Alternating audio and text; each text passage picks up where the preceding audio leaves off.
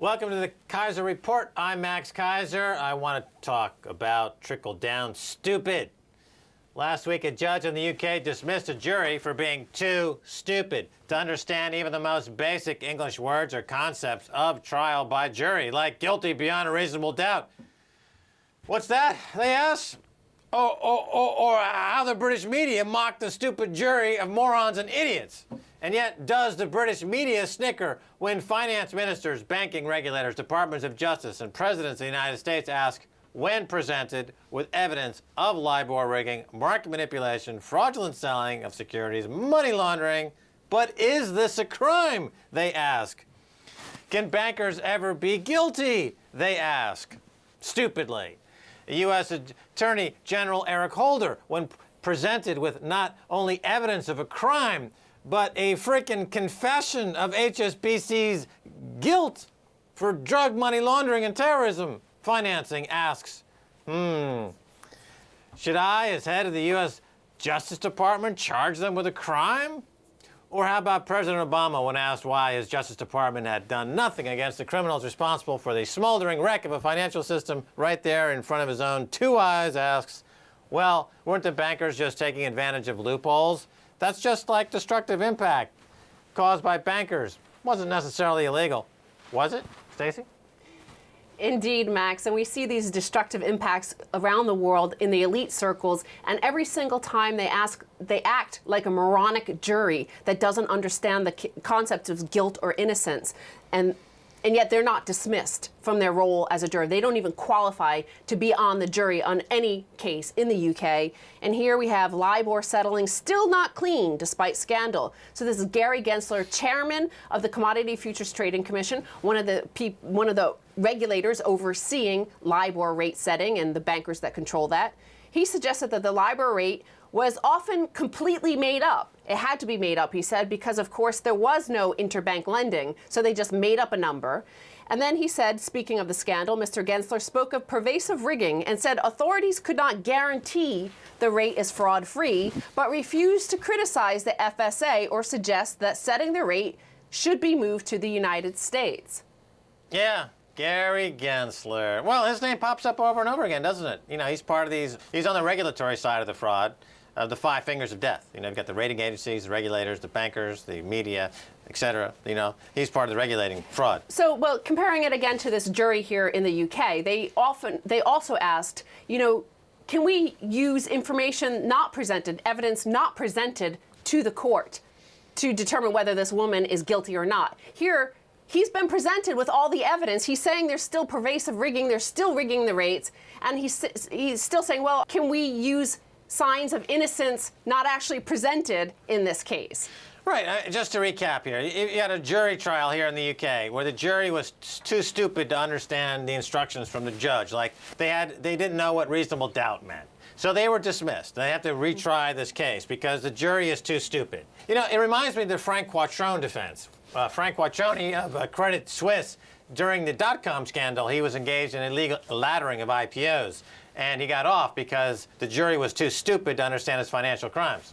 Well, that's a little bit more complicated. These are very, very, very basic, simple, fundamental concepts of jury law. Is guilt beyond a reasonable doubt? Yeah, I believe they used the phrase a deficit of comprehension or deficit of basic understanding. Yes. It was a polite way of saying you're freaking brain dead, get out of my courthouse before we throw you in jail for being too stupid. Well, in this case, there were thousands of emails between thousands of traders, or actually a few dozen traders, saying, set the Libor rate at a rate that is not true. Rig it for me. And they're saying that this is somehow complicated, that we can't do anything about it because there are signs of innocence outside this circle of the actual crime. Right, there's an innocent act being committed somewhere in the universe, so should we apply a standard of guilt to this admission of guilt by HSBC? Yes. HSBC admitted that they were laundering money and financing terrorism. But somebody somewhere did an innocent act, something in a parallel universe, perhaps. So can we call the HSBC guilty? Can we say, oh wow, there's 30,000 Mexicans headless because of the money laundering that HSBC aided and abetted as terrorists, but should we care? Because after all, somebody committed an innocent act somewhere, so they're not guilty. You know, the same thing going back to the Bush administration and the Obama administration, sending a drone, go murder somebody because somebody might not know what's going on if, in fact, we look at the stupid report and report it inside a picture of a refraction of a mirror because we're that stupid. Well, let's turn back to the BBC interview with Gary Gensler, chairman of the CFTC, responsible for these Libor riggers. Pervasive rate rigging. So where we need to go is we need to go to something that is far better for the public. They can't be so easily manipulated. So are you suggesting the doing away of Libor? Well, I'm suggesting that any reference rate has to be based on facts and not be fiction. It has to be based on real transactions. And the challenge here is banks are no longer essentially lending to each other. So what is Libor? It's something that in the past banks were supposedly lending to each other, but now they don't. So again, he doesn't understand basic concept. The word is fraud. It's the Libor rate should be based on fact, not fraud. He says it should be based on fact, not fiction. Fiction is not the same thing as fraud. No, well, but it is in this case. The Libor rate is just a rate they pull out of their butt to help in committing fraud. Gary Gensler knows that. He has admitted so on several occasions. But of course, somebody somewhere is looking at a reflection of themselves through a convex mirror of Gary Gensler's own dementia. So therefore, it's okay. Yeah, and it's trickle-down stupid because, again, it's no wonder you see this throughout the world, throughout history, is if the elite, the people who rule the society, act like criminals, crooks, corrupt officials, and they can't find any evidence of any crime by any banker, despite all of the evidence that is obvious to everybody else, then of course the population won't understand what guilt is beyond a reasonable doubt. Right. I mean, here you have Gary Gensler who's acting like a moron. He's acting like a full-fledged, certifiable man of diminished mental capacity, who, under any other circumstances, you would see this guy and you'd say he needs to be either in a straitjacket, on drugs, or put in a home for the mentally disadvantaged. But he has a job as regulator to the CFTC. So here you have jurists who show up at the jury and they'll say, well, our standard of intelligence should be at least, you know, comparable to Gary Gensler. He's running a big government agency. So then when they start to spew insanity out of their mouth and it becomes apparent that they have the education of not even a kindergarten student, and then why is the judge dismissing this jury? This is the jury of their peers. This is the population that Gary Gensler and Lloyd Blankfein and Jamie Dimon and Stephen Hester and George Osborne. This is the population they've created of cretins. This is the jury system. They should put this guy, Gary Gensler, in front of this jury of cretins and have them lay a judgment upon his head, and they shall smite him. Well, okay, so CFTC also failed to identify any sign of any crime at MF Global when John Corzine reached into client funds, took it and gave it to JP Morgan. He was unable to find any sort of evidence of a crime there. This is an idiocracy. This is where people don't know, remember in the future in this film, that the population of America didn't know that you had to water plants. Now that I think about it, you know, why is the judge casting aspersions toward these idiot jurists? Doesn't he understand the state of the society that we're in today? The judge needs to recuse himself for having a greater than 6th grade education. We need stupider judges to handle stupider jurists to go after stupid bankers committing stupid crimes. Right on. Now, here's another crime that has happened on the international stage. We saw this happening live, and everybody acted like, no, Nicolas Sarkozy can't be guilty of anything. He has no ulterior motive in Tunisia or in Libya or any other place that France decides to invade. Tunisia's ex-dictator Ben Ali smuggled 62 million pounds in gold via France. Gold ingots worth up to 72 million euros or 62 million pounds were smuggled out of Tunisia via France by former dictator Ben Ali and his wife Leila Trabelsi, despite EU sanctions freezing the family assets. So Max, shortly after the government was toppled, mules posing as passengers took suitcases, each filled with up to 40 kilos of gold through various French airports, including Nice, Marseille, and Paris. It continued up until last week, when was the last time they went through there. Oh, well, I thought you were going to say the mules ended up in a Findus lasagna. But no. So, well, you know, these North African dictators, that's a lot of couscous and harissa sauce we're talking about. They got to protect their future purchases, so they've got gold naturally. And Sarkozy caught in criminal behavior, but I think that there's nobody's shocked there, right? So this revelation came via Nice Matin, the newspaper in the south of France, and they interviewed some custom officials at Nice Airport. The custom officials at Nice Airport said, we never usually see gold coming through here. So when the third Tunisian came forward saying he carried 10, 20, or 40 kilos in ingots, we told ourselves that we had a little problem. When we found out that the same thing was happening in Marseille or Paris, we told our superiors. But we were never asked to intervene. So Max, relate this to the story about the jurors, where no guilt can be found because they don't know what beyond a reasonable doubt means. Well, yeah, the trickle-down stupidity, as you mentioned. So stupidity and cretinism is now endemic throughout the entire system. And you have it from Sarkozy, who's a guy who likes to take bribes, going down to the airport officials who, of course, take bribes, for African dictators who also take bribes. And meanwhile, the only currency worth anything is gold, and that is proven quite convincingly by this story. That and harissa sauce with little couscous is what I like to have when I'm going Moroccan. Well, of course, that brings up the stupidest judge and regulator of them all, which was Ben Bernanke. When he was asked his gold money, he said, I don't think so. Is gold money? Well, Ben Bernanke is a perfect example of somebody who's had a lobotomy for the sake of neoliberal economics. Here's a man who can't add 2 plus 2. Here's a man who believes that by printing money ad infinitum, you're going to strengthen the value of that currency. Here's a man who believes that the scarcity value of gold makes it invalid as a form of currency. Here's a man who is quite possibly the stupidest man in America. He's stupider than the jurist. He's stupider than the judge. He's stupider than the airport clearance people. He could be the stupidest man in America, and of course that qualifies him to be the Federal Reserve Chairman. Thank you, Stacy Herbert. All right, well, thanks for being on the Keiser Report. Thank you, Max. All right, and that's going to do it for this half of the Keiser Report. Stay tuned for the second half, a whole lot more.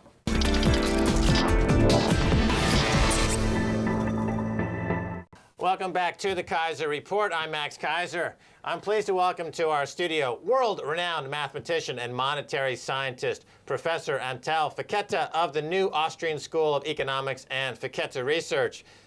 Professor, welcome to the Keiser Report. Thank you, Max. It's a pleasure to be here. People are extremely excited to have you on the show. Now, others have copied you, but it was you who pioneered the importance of observing the gold basis as a sign of global financial distress. Explain gold basis and what it is currently telling us about the global financial system.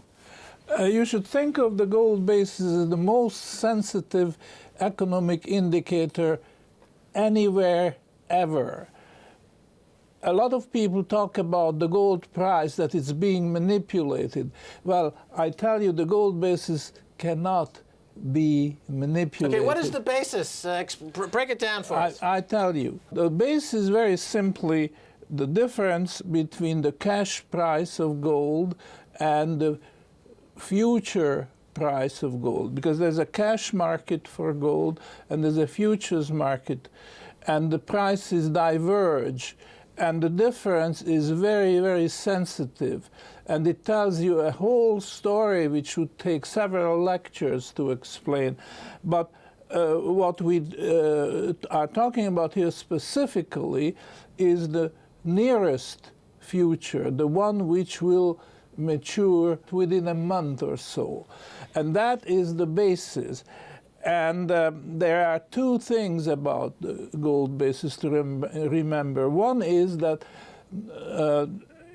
it's anomalous and highly irregular if the gold basis becomes negative, which means that the future price goes to a discount as against the cash price. Okay, let me jump in because when I was working on Wall Street, I traded options, and of course, when you're trading on the options market, the near-term option is trading at a discount to the longer-term option because gold or any option. When you price options, typically, so time has some value. Yes. And you see that premium, the time premium, and you see that quite clearly. So what you're describing is that if you look at gold and you look at the way that the futures contracts are traded for gold, a normal configuration, a so-called contango, Yes. would be that the near-term contract is trading at a discount to the longer-term contract because time has money, effectively. Now, occasionally, the longer-term contract trades at a discount to the short-term contract. This is called backwardation, correct? No, not quite, because you emphasize the difference between two futures contract, a nearby and a distant. But what I am emphasizing is the difference between the cash, immediate, right here and now, and the nearest future. They are not the same. They don't vary together. And the most important one is what I'm talking about, difference between cash and the nearest future. I guess the reason why there is some, I guess you could call it confusion, is that the price that we see quoted in the paper or on the news is the futures price or the paper price. The future price and paper price are not really the same. Correct. We don't usually see the cash price, do we? We see the paper price only. That's right. So isn't that right there an indication that this market is not giving us accurate signals? Definitely. I agree with that.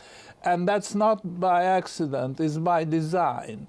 Those in whose interest it is to put a cap on the gold price forever, so to speak, they want to conceal the actual cash price. And you have to dig into the market to find that out. So let's dig into this market. The cash price in London, it's quoted twice a day. That's the fixed price, the London fix. Is that a cash price? It's supposed to be a cash price. However, I would say it's manipulated. Like Libor is manipulated. Okay. Same thing. So where does one find a cash price? Call up a bullion bank and say that, quote me the bid and offer. And then they may decline. But if they want your business, then they will give you a quote. And if the difference is small enough, then you can trust it.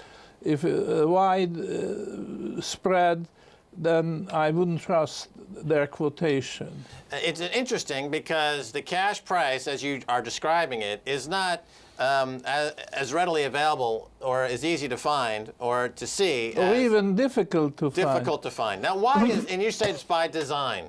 Now, why would that be? I mean, I think the answer is that there's an emphasis on the paper markets over something hard like gold and silver. Is That's that what, right. Okay, talk about that. That's the name of the game, to exchange as little gold as possible and as much gold, paper, futures as possible. Because that's where the money is, that's where the profit is, that's where the bullion bank is.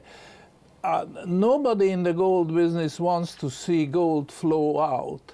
And that is historically the reason why governments have gone off the gold standard, because gold was flowing out. And they tried to devise ways and means to stop or slow down that flow.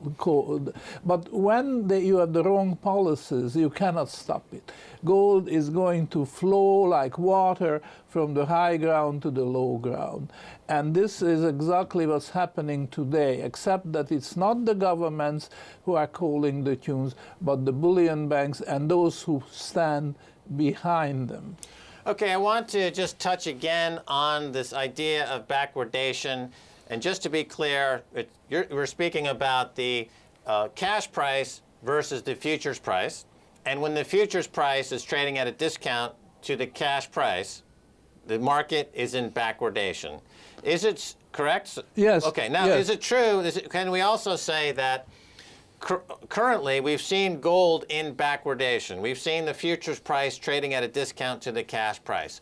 I would observe that and this is true for silver as well, you see paper contracts being dumped onto the market as a way to force that price down.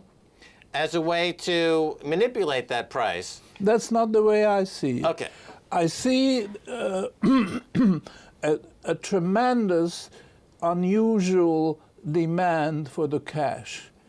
So I would say, well, in a way you are right too, because it's a distrust in the futures market. And so those who have large positions are, as you say, dumping the future contracts. The gist of the matter is the demand for the cash. So in the case of, let's say, Germany, who's repatriating their gold, they want the gold, the real stuff, and that pushes the cash price higher. Is that a fair statement? Well, that's the pedestrian explanation. I'm just a tourist here. I'm not a professor. I am trying to just broker this knowledge through the television tube. But it's just a show, because the Germans are not free agents. The German government, the German the Deutsche, the Bundesbank is not a free agent. They do what the Americans want them to do. So I think it's just for the public consumption, you know. Or another way of putting it is that it's a trial balloon.